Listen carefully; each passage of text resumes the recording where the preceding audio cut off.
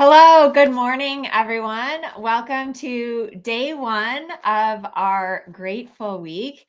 Over the next week, we're going to be doing a lot of live sessions, some of them in the morning, some of them in the afternoon, but basically just celebrating, being grateful for our community, for our horses, for our learning, for our health, for our families, for our happiness. So let's see, if you're here, please type your name in the chat and say good morning. Good morning, Nicole. Good morning, Celia. Good morning, Kyle. Awesome. All right. Good morning, Jane. Okay. It looks like you can all see and hear me, which is fantastic. So basically, Nicole from my team, who's wonderful, she really wanted to put together a week of celebrating our community and celebrating everything in our lives that we're grateful for, all of the learnings that we've done over the past year. And so I'm excited for this week. Let's see, I just got back from Spain last night. I went on an amazing trip to Spain to the SICAB show, which is the PRE. They put together this incredible show. If you follow me on Instagram, you probably saw some of the exhibition rides, but it was truly amazing.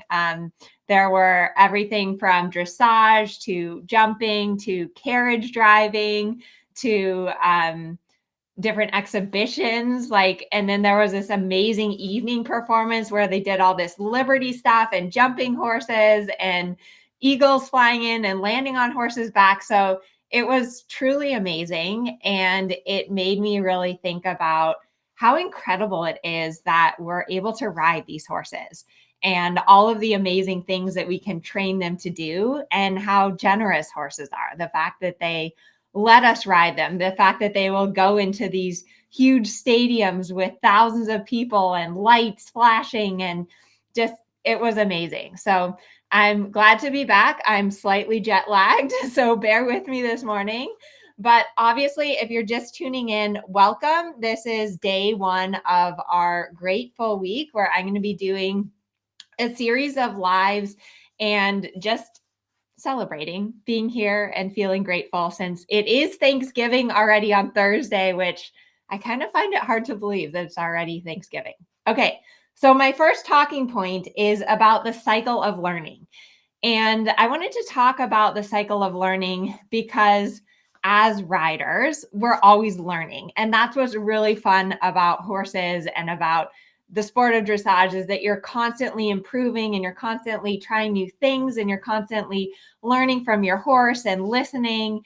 And that's really fun. And basically, the way the cycle of learning works is that when you're first starting out, you need help, right? You know nothing. And you start reaching out to trainers or to friends or asking advice and just seeking knowledge that we can absorb. And then the fun part of it is once you start to have experiences and once you learn a new exercise or you find a new tip that helps you out with your rider position, then you're able to give back and to help others and to bring others up with you. And that is what is so incredibly special about our community and our Facebook group and our Strides community, is that we're always helping one another and we're always learning from one another and sharing our experiences. And that to me is so special. So for me, a little background on me, I grew up in Colorado and I was always so hungry to learn new things. I can still remember ordering DVDs or VHS tapes and getting them in the mail and just watching them over and over and over again until they broke, because I was just so hungry to learn from the best trainers in the world. And it's an amazing age that we're in, that we have this online stuff, that we have hundreds of people watching here live. So good morning to all of you. And that we're able to share and to give back that knowledge through our online platforms. And that's something I've always wanted to do, is how can I help as many people as possible, and mostly as many horses as possible all over the world, to learn from the experiences that I've had, from the horses that I've had. So I just want to encourage you all to help one another, to help your friend at the barn, to share an experience or a journey or a tip, because the more that we can help one another, then the more that we're actually learning, right? By sharing your knowledge, by trying to teach someone else or help someone else, that makes you better. And so I want to appreciate all of you that share my videos or that forward on an email to my friend or that invite your friends to join the Facebook group, because it really helps me to spread my mission, which is dressage for all, and being able to help as many horses and riders as we can all over the world. So that's the cycle of learning. And the plan for this week is that there's several lives. I'm going to be here live. Let's see, today's Monday. Bear with me, I'm jet lagged. Tomorrow is Tuesday. I'm going to be doing a live from the barn in the afternoon. Then Wednesday morning is another live here from my office. Then Thursday morning, Thanksgiving morning. Yes, I'm working Thanksgiving. I have a big announcement coming out on Thursday morning at 8 a.m., which is something that I'm really excited about, a way that I can give back to the community, something that's been in the works for a while. So I'm really looking forward to that. Then Friday morning is my independent seat webinar. So if you're like me and you hate shopping and you're not going to be shopping on Friday, on Black Friday, and you'd rather learn about horses, then please make sure to RSVP for the independent seat webinar. I'll have my team put that in the chat. Let me see what else. I'm just looking at my notes here. And then there's a couple more live sessions over the weekend. Saturday, I think, Monday and Tuesday. So anyways, it's going to be a busy week of celebrating.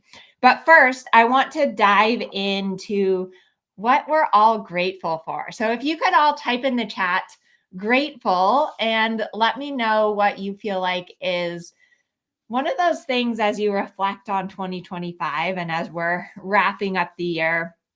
What is one of the biggest things that you are grateful for this year? I will say that definitely one thing I am most grateful for is my health and feeling really good physically. As some of you know, I had back surgery earlier this year, and that was really scary. I think you realize when you're unhealthy or when you're in like excruciating pain and can't move, you realize that nothing is more important than your health. Because if you don't have your health and if your body isn't working, then it's hard to do anything. It's hard to enjoy life. So I'm especially grateful to be feeling really, really good, to be back riding like 6-7 horses a day, feeling in full strength. As I mentioned, I just got back from Spain last night and I sat on the plane for 12 hours with no problem. So I'm feeling grateful for that. Couple other things I'm grateful for are our YouTube videos. So there's a few fun statistics here. We have published 62 new free online training videos this year alone, which is pretty cool. And a big shout out to my amazing team, because I have someone that comes in, films for me. I have a video editor, Sylvia, who edits all of my videos. Very grateful to her. And then I have an amazing team behind the scenes, Neve, Nicole, Olivia, Joellen. We have an incredible team that helps to process everything and get everything published for you every single Wednesday. Some of our top performing videos this year, let's see, the top performing video with 124,000 views is how to keep your reins short. So that was a fun one to film, because I know that a lot of you struggle with how to keep those reins short, how to keep your reins from getting long all the time and creeping out through your hands. So that was our top performing video. Our second top performing video was 3 tips for straightness. So 3 tips to help get your horse straighter.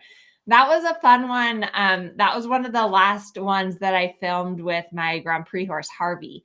And that was a little bit of a sad story, but I had to retire Harvey earlier this year. He had some neck issues and he just wasn't comfortable in his body. So Harvey is happily living at my mom's ranch in Colorado. He's galloping around in her fields with his girlfriend, Zephania. He's very happy. But Harvey was starring in that 3 tips for straightness video. Then our third top performing video was No Stirrups November. So it is November. If you haven't practiced riding without stirrups, would highly recommend as a great way to work on your seat. And just start at the walk, no pressure. I think one great way to start with working without stirrups is just to drop your stirrups at the walk and just walk around and feel your seat a little bit deeper into the saddle. That's something that I always like to do. I'll probably do that today when I get to ride after sitting on a plane for so long yesterday. And then our fourth top performing video is what is shoulder in. So if you haven't watched those YouTube videos, feel free to binge watch some of my YouTube videos over this long holiday weekend. You can also go to my website, amelianewcomb-dressage.com, and search there. And any of my videos will pop up. So let me see. I'm going to read off some things that you all are grateful for from the chat. So Debbie says, I'm grateful for horses and my trainer and Strides and Team Amelia. Thank you, Debbie. Let's see. Kristen says, grateful for all the things I've learned this year, for the support, the good times and the bad. Yes, for sure. Grateful for health, family, horses, and our home and community. That's from Tracy. Let's see. Tammy says, I'm grateful for my health, my new job, my family, and of course, my beautiful dance partner, horses. Valerie says, I'm grateful to be alive and have a great circle of support as I work through some health issues. Good for you, Valerie. Grateful for health, family, friends, animals, and this community. Nancy says, I'm grateful for my husband pushing and helping me on this journey. I wouldn't be where I am today without him. Wow, those are all wonderful. And I think that having a practice of gratitude is something that is so helpful, and everything you can think of it in a negative thing. Like you can think, gosh, I have to go to the grocery store today and get groceries. Or you can think of it as I get to, right? I get to go to the grocery store. I have money to buy food. I have the health to be able to get out of my house and go to the store. And so the more that we can turn everything into something we're grateful for, then that just changes your whole outlook on life. Okay, so next up, I would also love if you could share in the chat what is one thing, like one of the biggest things that you've learned in your riding this year, maybe your favorite exercise or a tip that's helped you. And I'm going to move on to my list. So third thing is, I don't know if any of you listen to the Dressage with Amelia podcast. It's basically our Thursday night lives, but it's my husband and I always sitting here in the office chatting back and forth. And funny story, my husband Herman is like the most wonderful and supportive husband anyone could ever ask for. He really hated going on camera at first. He would get really like self-conscious, and he doesn't really do the social media stuff, and he really just struggled with it. And little by little, he has come over to the dark side, where now he does the Facebook Lives with me every Thursday night. And for those of you in Strides, you know that he also does the video review sessions for Stride students, even though he really struggles with the technology, and everyone's always so kind and patient for him. But anyways, so our top listened to podcast was one that we did on balance and posture. And I listened back to the podcast, and I don't know why it was so popular. I guess y'all like to talk about your posture and balance, but that was a fun one that we did together. Okay, next thing on my list is our ride along podcast. So let me know in the chat if you've ever listened to one of my ride along podcasts. Basically what they are is I ride a horse and I pick a different topic like rider position or suppleness or walk trot or whatever. And then I talk through my entire ride. So I talk like, okay, now we're going to start walking and drop your stirrups and walk some serpentine. So it's like a lesson. Obviously, I'm not there in the arena with you, but I kind of guide you through a lesson. And people have really loved these. So I recorded 43 new ride-along podcasts in the year so far, which is kind of crazy. That's a lot of ride-along podcasts. And the most popular one, the most played one, is the Get Ready to Canter from the Canter Challenge, which was super interesting. So I don't know if you remember, but way back in May, we did a 30-day canter challenge, which to me was one of the highlights from the year. I thought the canter challenge was super fun and super exciting, and so fun to help some of you canter for the first time or improve your canter or get ready to canter. So it was interesting that the ride along of Get Ready to Canter was the most popular. And I think that's because cantering is a big step. It's a big thing for a lot of us. And the better prepared you are, then the better it goes when you finally canter. So that ride along podcast was all about the exercises and the prerequisites that you need to do before you ask your horse to canter. And that's one thing that I'm so passionate about with all of my teachings and all of my programs is keeping them simple and then setting you up for success, because it's so important that you take little baby steps and that you set yourself up for success. Because if you overexpose you or your horse and you do too much and you get scared, then it sets you way back. So the more that you can stay consistent and make sure that you check all the boxes before you canter your horse, the better. And that was one thing when my team and I were getting ready for the canter challenge. One of our biggest concerns was safety. And we had several meetings about it. And we were like, how are we going to set them up for success? How are we going to keep them safe? How are we going to avoid them saying, oh my gosh, it's the last day of the canter challenge. Now I have to canter my horse. I'm very happy to say that we had no major accidents during the 30-day canter challenge. And I think a big part of that was twofold.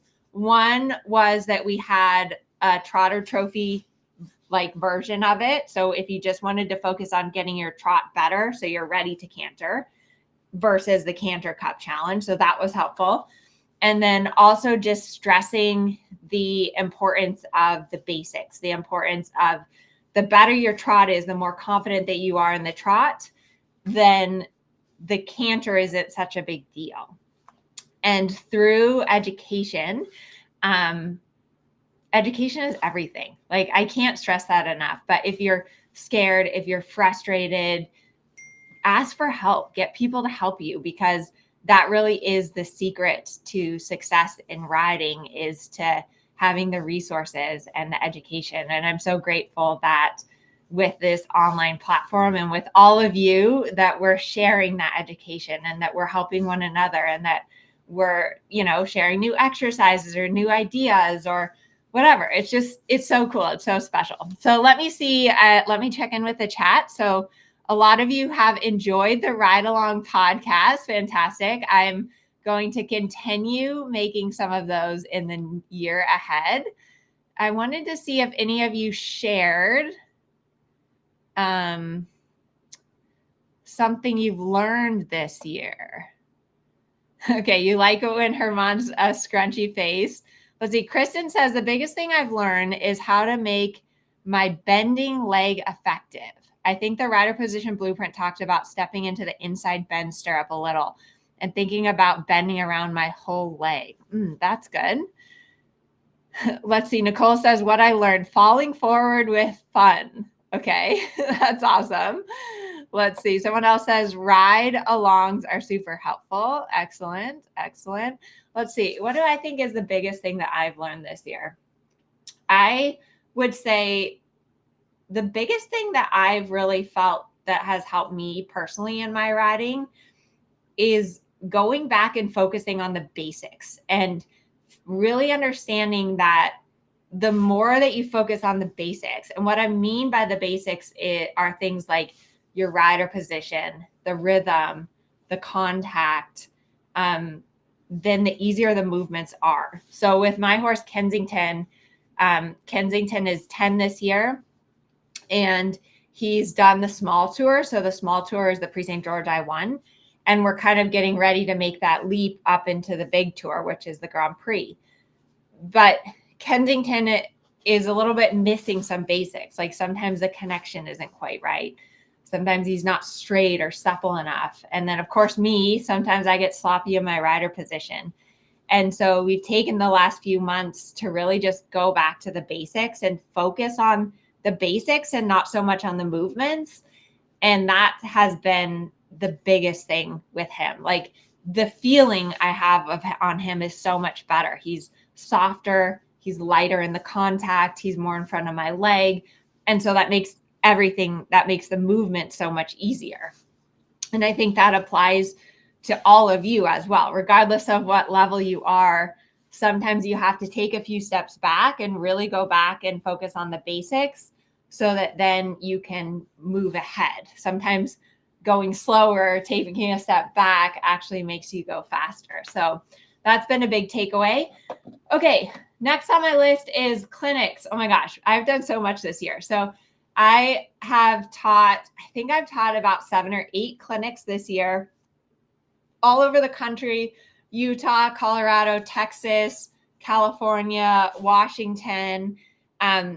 Some of my favorite memories from my clinics. I love going around and meeting all of you in person and helping you with your horses. But some of my favorite moments are, I was teaching a clinic in Texas, and there was a girl that came into her lesson, and she was really scared.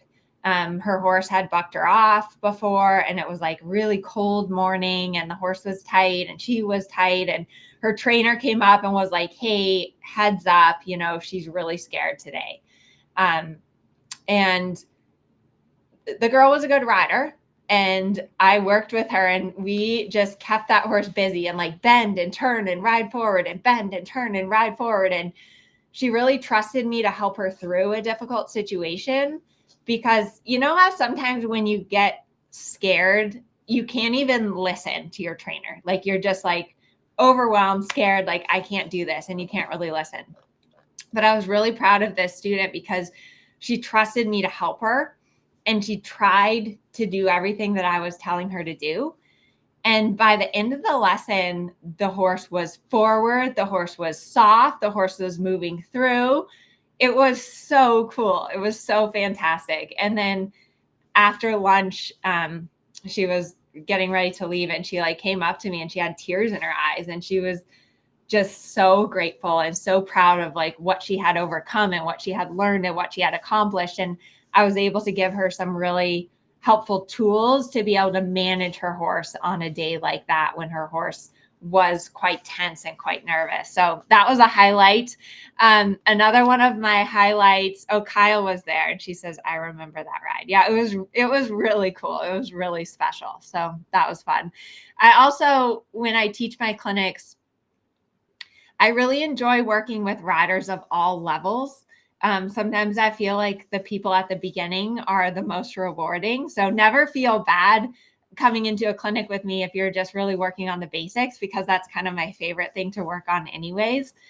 I taught a clinic in Bakersfield, which is like a little bit north from here in California, at a therapeutic riding center earlier this year. And that was really fun because it was many of the coaches in the therapeutic riding center were taking the lessons. And it was just an amazing program. They had like this whole group of volunteers that came and helped to take care of the horses, and just hearing about how they used horses for therapy, to help people that had autism or physical disabilities, or people that were in a wheelchair and couldn't walk.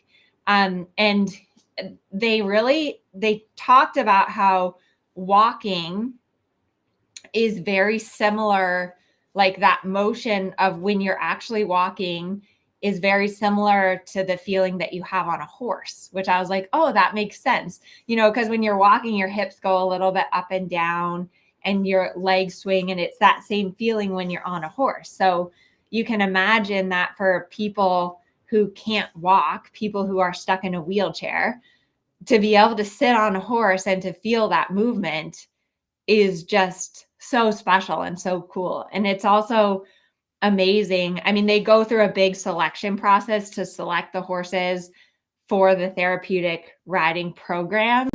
But it's amazing that horses will tolerate that, like that horses Some horses, they just know, they can sense, they read facial expressions, they read body language, and they can sense like, oh, I need to take care of that person. That person isn't quite right. And so that was one of my favorite clinics as well. Again, it was, lower level riders, but they were so hungry to learn and to be able to share that with their students and to learn new exercises that then they could pass along to the therapeutic riding students. So that was one of my favorite things. And yeah, like Kristen says, there's often volunteer opportunities at these therapeutic riding centers. And that's a great way to give back to the community and to help each other and to help people that are less fortunate than us, right? Talk about being grateful. Being able to walk is just something we all should be grateful for. Then next on my list, I have done 48 live lectures so far this year, which is crazy. So some of those are lives like this. We hosted 2 boot camps, which, by the way, we're doing another boot camp start to kick off next year. It's starting on December 31st through January 4th. We're going to do our goal setting on New Year's Eve this year. So mark your calendar, save the date. We're going to be one day ahead getting into 2026. So I'm looking forward to that. And then I'm also on this Friday, I'm doing my independent seat webinar because that was one of our favorite webinars. So make sure to come live Friday, 8 a.m. Pacific time, if you'd rather learn about horses than go shopping. Let's see. I think I am coming near the end of my list. Let's see. Neve is sharing the chat. Yes, if you would like to apply to have me at a clinic next year, I am booking out clinics for the year ahead. So that's awesome.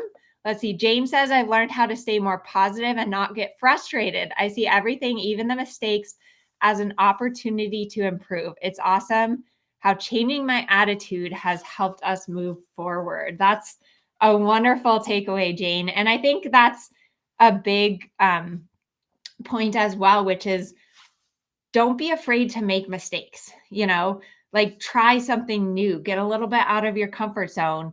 And that's how we learn. I think as dressage people, we're so type A and we want everything to be perfect, but sometimes you just have to loosen up, have some fun, experiment a little bit. And then if it goes wrong, you can always fix it and you can always make it better. So other things is I do have, if you're interested in a workshop, I have a cones and cavaletti workshop, which is on sale for the next 2 days. So if you get the cones and cavaletti workshop either today or tomorrow, you also get my ride along podcast pack for free. So if you want to try out one of those ride along podcasts that I was talking about earlier, make sure to check out the cones and cavaletti workshop. Basically, the workshop, it just takes you through how to introduce cavalettis, the correct placements for walk, trot, and canter, some different patterns that you can do, and then also setting out cones in your arena for different patterns. So let me know in the chat how many of you set out cones or cavalettis in your arena. It's a great way to add a little bit of diversity for our horses and to try something new and get yourself a little bit out of the comfort zone. I really enjoy the cavaletti work because it's really good gymnasticizing for your horse. The cavalettis require your horse to really bend and lift up through their hind legs and flex a little bit more, which helps to get them stronger and fitter and have more activity and more collection and all of that. Oh, another thing that I forgot to mention is we did get to interview Ingrid Klimke. For those of you who are in Strides, you probably remember we had an interview with Ingrid Klimke in February, which was amazing. And Ingrid is such an inspiration, and she uses a lot of cavalettis and a lot of pull work with all of her horses. I've even heard that when Ingrid goes to shows, she brings her cavaletti set and warms up with cavalettis for her dressage test, which I was like, wow, that's pretty cool. That's pretty amazing. So anyways, I hope you enjoyed. Give me a yes if you enjoyed this morning's session. I hope that it put you in a good mood and that you're starting off your day feeling grateful. I hope you all have some wonderful plans to spend with friends and family over this Thanksgiving holiday week. And like I mentioned, I'm grateful to all of you. I'm grateful for our platform. I'm grateful for education and our horses and our family and our friends and our community. So thank you for being here. And I will see you tomorrow, Tuesday at 2 p.m. live from the barn. Fingers crossed that my Starlink is working and that technology is on our side. And I hope you all have a wonderful day. All right. Goodbye, everyone.